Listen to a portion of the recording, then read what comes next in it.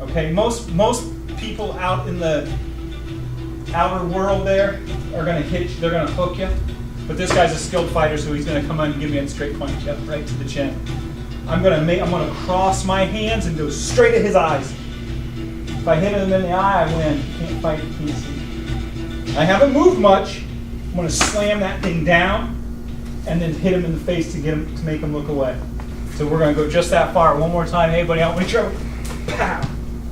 Right here is where I want you to freeze, just until we get this down.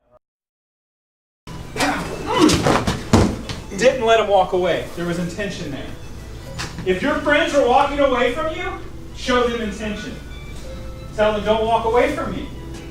If they're walking away from you, maybe you can start adding a little bit and walk away. Just start thinking of something else. I squeeze his face. Guess what? The pain in his face made his feet quit working. Okay? And also, don't forget, I have this hand. Boom. So one of the things that we can do to cheat it, as I'm starting to manipulate his face, I'm going to grab this arm. Pull the arm. So go ahead and walk, Cole. Okay? So I want you guys to slow down a little bit. If they're starting to walk on you, maybe try to just troubleshoot. It's pretty hard for him. Go ahead and punch me with that other hand. It's pretty hard for him to do that here. Now punch me with that other hand. It's open. So there's a reason why I want you guys to be using this hand, because go ahead, hit me. I've got all this. It's like. Remember I always say when you throw a punch, you're getting rid of one of your shields. We're getting rid of a shield by striking his face, but our shield's still kind of there, just in case maybe we miss. It's still there protecting us. So make sure that you're striking with the inside hand on this technique, okay? The other thing is the technique is me spearing at his face. The technique is not, go slow, the technique is not this. Because if I miss, he's gonna hit me. But it's the strangest thing, the angle, I'm intercepting his punch by going at his eyes. Okay, so that's really important. Also, if we're right here in front and he goes, I'm sliding just a tiny bit as I put this down and I strike him. I slid a little bit to his outside side. After we're here, I want you guys to push. See, I'm really strong. He's starting to lose it. Walk into the ground. Think about extending his spine away from you. I'm being dramatic on purpose. Look at his posture compared to my posture. I'm gonna hook him. There, make it big today. Make it big, because it won't be big out there when you're afraid and it's for real, okay? And it'll probably be like that. Really much faster because you're scared and you're anxious. So that's how I want you to train big and slow, okay? So I want you to see who it is, and I'll step this way just a little bit. Go ahead and grab me. I'm going to step out just the tiniest bit to see who it is, knowing that the danger's there. And then I'm going to run away from that danger as I strike him in the belly. I'm not doing this and walking towards it. I'm stepping out a little bit. If he tries to hold his ground, we're pulling him off balance just enough. Do you see him have to resettle his foot? That gives us that split second to, number one, look who it is, and number two, decide what's happening next, which is a step in. That's going to take away his power of that punch for just a minute, if he's going to punch us. I would think that maybe he's just trying to control us, because if he was going to punch us, why would they come up and grab us? Or just hit you. Right? So step out, we got a split second, pow! Right in. It's like a spear. And then I'm going to unhinge that spear and Shuto his face. And that's just as far as I want you to go for now. Shuto's not playing. We're not messing around with it. Boom, make sure this is a good Shuto. And then we'll address what to do next. Okay, we'll get into this position. Hey! Back off! Step out, fire it! Good Shuto. Good shoot. Look, you can't see what comes next. Straight to the ground. That hurts so bad. I knew we'd run away.